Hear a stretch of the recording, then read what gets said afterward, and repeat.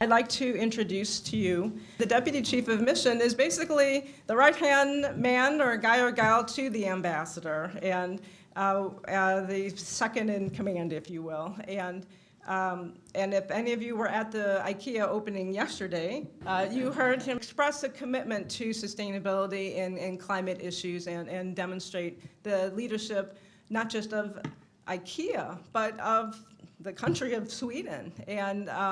And that, talk about a mission. That is a wonderful mission to promote. And he has been in various diplomatic and governmental positions for Sweden for many, many years. He's been in Copenhagen and Estonia and St. Petersburg, Russia. We are so delighted to have you here. And please welcome Goran Lithell. Thank you, Catherine, for that wonderful introduction. I think you put it correctly. My children have difficulties understanding what I actually do. I'm never the boss, obviously, but they like to call me the second in command because they have some friends working at the Ministry for Defense in DC. And I used to work at the Ministry for Defense in Sweden as well, so I'm the second in command. Well, we're not here to talk about me, but first of all, thank you so much for coming, all of you, today. It's really wonderful. I'm still thrilled about yesterday's events, opening the new IKEA store, and saw in the log, which was very well prepared, I would say. It only took us a few seconds. But on behalf of the Swedish government and the Embassy of Sweden in Washington, D.C., thank you so much for joining us here today. And thank you to the City of St. Louis and to Cortex for co-hosting this event, and a special thanks to Catherine herself for all the time and the efforts that you've invested in today's program. When we learned at the Embassy that IKEA, a sustainability leader, was opening its store here in St. Louis, we decided we wanted to join them to mark this wonderful location. Because we also wanted to carry out discussions on an issue that is important to Sweden. We do have many important issues to choose from, but climate change is one of the top priorities for our government. This year is an eventful year when it comes to global change. Several important meetings have taken or will take place this year. A week ago, a new post-2015 Sustainable Development Goals were set in New York. And in December, we will have the negotiations in Paris, COP21. With our voice and action, Sweden hopes to contribute to a successful outcome for these processes. In the United States and in the rest of the world, we believe that subnational levels, cities, and businesses with different circumstances and abilities will play a significant role when it comes to securing a sustainable future. Sustainability is today very important to Sweden, but hasn't always been. After hosting the first UN conference on human environment in 1972, Sweden started to make some tough decisions to improve our environment. Our Swedish experience is that it really is possible to combine sustainable and substantial economic growth and at the same time minimize our ecological footprints. Between 1990 and 2012, Swedish greenhouse gas emissions have been cut by 20%.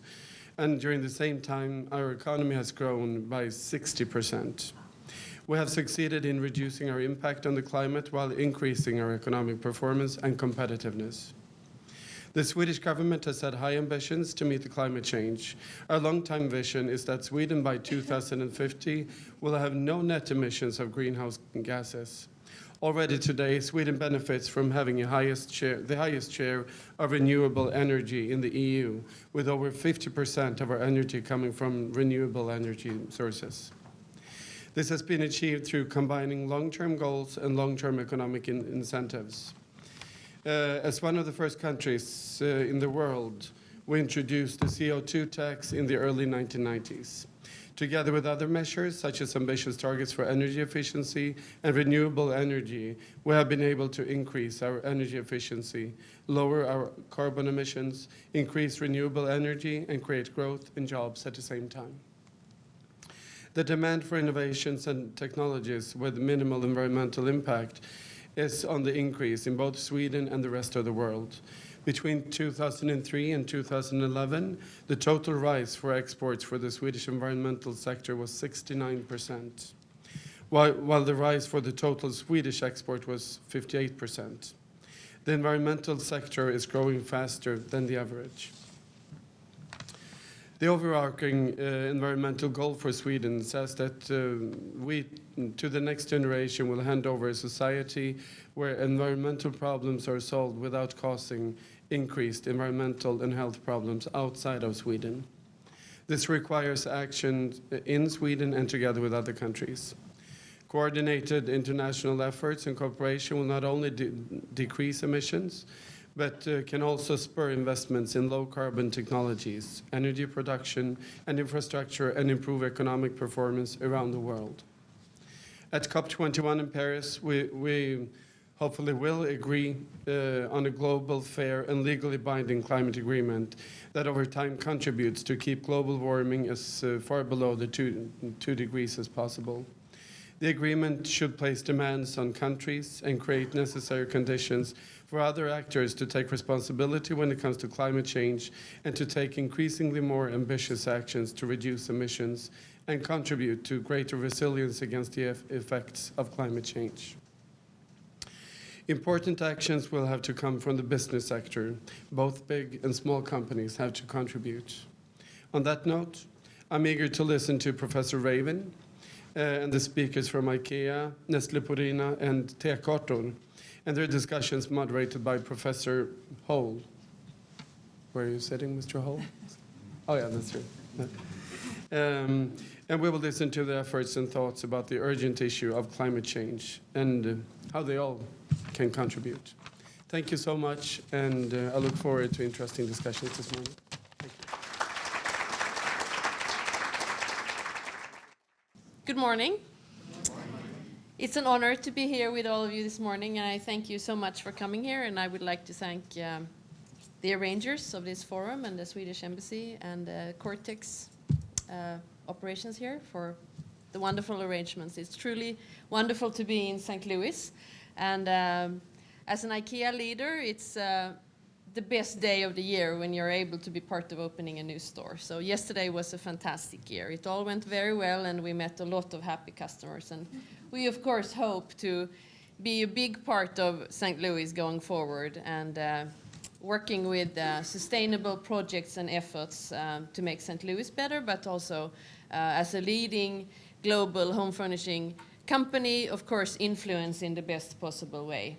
We couldn't agree more with Dr. Raven about the fact that, of course, sustainability and creating a climate and a planet we all can live on, and that our children also can continue to live on, is the most important question of all. It's the KPI above all, I would say, that will take us as a company into the future successfully or not so successfully. Yesterday we were able to greet so many customers to our store, and it is a true pleasure to be able to say that we are very proud of the sustainable efforts that we have done with our store, and you can also find a paper in the back where you can see some of the details. But of course, we can always get better, and our founder, Ingvar Kamprad, is the first person to always remind us about that. So going forward, we will ask John and his team here in St. Louis to constantly improve, because we believe that is truly our mission. And if you have a vision making everyday life at home a better place for the many people, of course that includes sustainability. We cannot live a better life at home anywhere in the world if we don't try to do it in the most sustainable way. So driving business is also driving sustainability, we believe. And for the US, we are in quite a growth and expansion plan, and more stores will come, and that's great. And next up is Las Vegas, and then Memphis and Columbus. And after that, we hope to see even more. So what does a home furnishing company do, and why do we care about sustainability? Well, as I said, if you have this mission, it's kind of hard to disregard this fundamental question. And if you have children, you will be constantly reminded about, Mom, what are you actually doing at work? You know, is shopping really the thing? So if I don't have clear enough answers on those questions when I go home, I really don't feel like the mom I should be. And I was blessed to be born in a country of Sweden that has a good plan, as has had for many years, insights on what sustainability is about. And then I also had a chance to live in southern China for a couple of years, experiencing life in a city with 11 million inhabitants in a subtropical climate, and what type of climate that actually becomes when a development country is doing its best to conquer the challenges. But at the same time, of course, I can tell you, waking up to a blue sky in the US compared to waking up to a not so blue sky in China is a huge difference, and it really makes you, well, aware, I would say, about what kind of a challenge we have ahead of us. So with close to 400 stores and 700 million customers worldwide and 1.2 billion visits to IKEA.com, we are actually the world's largest home furnishing retailer. And we want to prove to the rest of the world and to other business leaders that we can actually become 100% renewable. And that is what we want to do. If we look at one of our major components for making our business sustainable, transforming into a 100% LED built company is taking place at the moment. So the St. Louis store is the first store in the IKEA range of stores that is 100% furnished with LED bulbs. So both indoors and outdoors, it is only LED lighting. And at the end, before you leave, you can get the goodie bag with a LED bulb in it. So we all know that LED is the future when it comes to lighting, and we really, really have chosen this as the component for us at IKEA to show what a huge difference LED makes, because, I mean, it consumes 85% less energy, and it lasts for 20 years. And I don't know, how many other products that we sell that can really show the same KPIs from a sustainability perspective. So LED is something we truly believe in. Then, when it comes to different ways of sourcing energy, we have also decided that wind energy is, one of the future ways of sourcing. And we have invested heavily in wind farms. Here in the US, we have one giant wind farm coming up in Houston, Illinois, and we have also bought one in the Cameron County of Texas. And when they become 100% operational, they add nearly 1,000 gigawatt hours of renewable energy per year and push us another 25% towards our global goal of 100% renewable energy. So we truly think that by investing heavily in sustainability, we will not only be sustainable, but we will also grow as a company, because we believe that our customers appreciate companies that take responsibility. And I think we all feel and know as consumers ourselves that the choices we make more and more become aware when it comes to sustainability. And as I have two little children at home who constantly remind me about this, I think I can say that the future generation will for sure be more demanding when it comes to sustainability. And then we have solar energy, and this is the rooftop here in St. Louis. It's now finalized, and it's a fantastic place to go and watch the beauty of solar energy. I'm sure John would be happy to host you all. And the store in St. Louis is 100% solar powered, and we gain about 20% of the energy that we consume in the store from the solar panels that we have on the roof. And it is also the largest solar array in the state of Missouri. When it comes to helping families and teaching not only children but also adults how to live a more sustainable way, We work a lot with understanding needs that we all have living at home, and that's kind of the base for how we product develop everything. And as you might know, we have a 100% IKEA covered supply chain that we take responsibility from beginning to end, so to say. And in our range, we work very hard on creating more and more sustainable products. And some of them are the LED bulbs, the induction cooktops that we sell, and also smart use of textiles.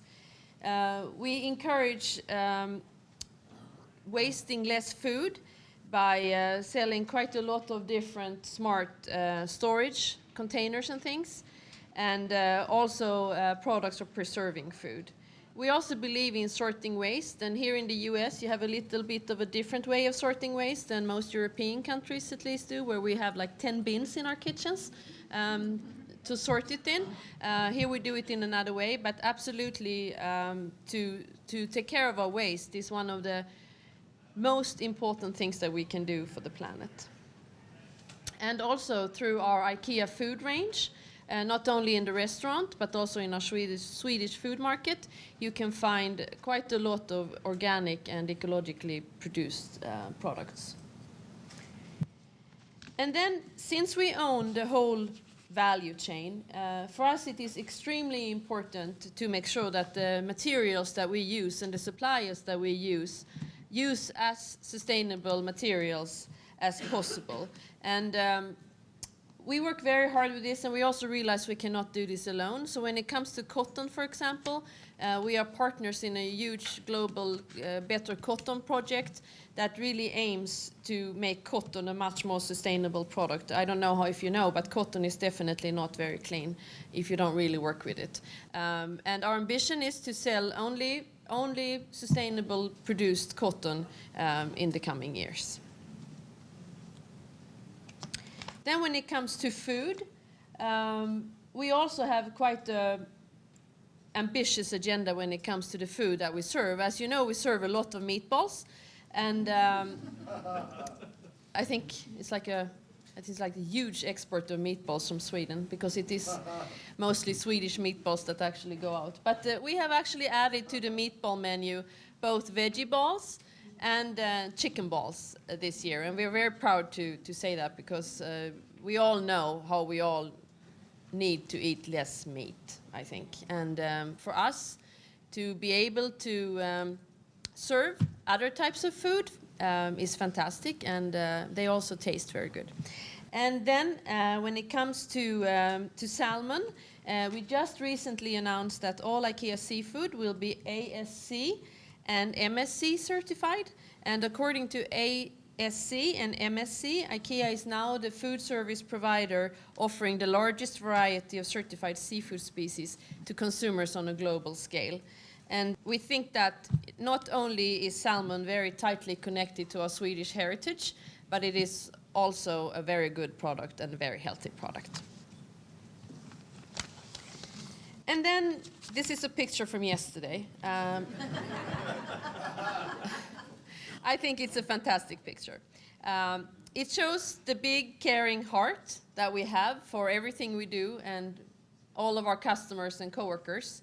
It also shows a sofa with a cover that is washable and replaceable if you wish so, which makes the sofa so much more sustainable, and it is actually also sold at a fantastic price because we produce enough of them to be able to keep the price down. And I think our care for people, for customers around the world, with the many people that we actually meet, 700 million visitors, 1.2 billion visits on IKEA.com. I mean, to be a small Swedish company that actually isn't even close to the maximum growth that we want to have, we of course have to take responsibility in everything we do. And I don't think that any leader in IKEA today would say that any other question than the sustainability question is the one that builds most for the future. It is the main KPI for us in different ways, and we absolutely believe that our consumers of the future demand us to be able to talk about what we do for making the carbon footprint as small as possible and for creating a business that can live for our children too. And then it's fantastic to be here. IKEA is committed to also be a partner in leading up to the COP21 meeting in France. We want to influence. We believe we can influence, and we believe that we have a story to tell that will also inspire other companies and also prove that sustainability and business growth actually go hand in hand. So thank you very much.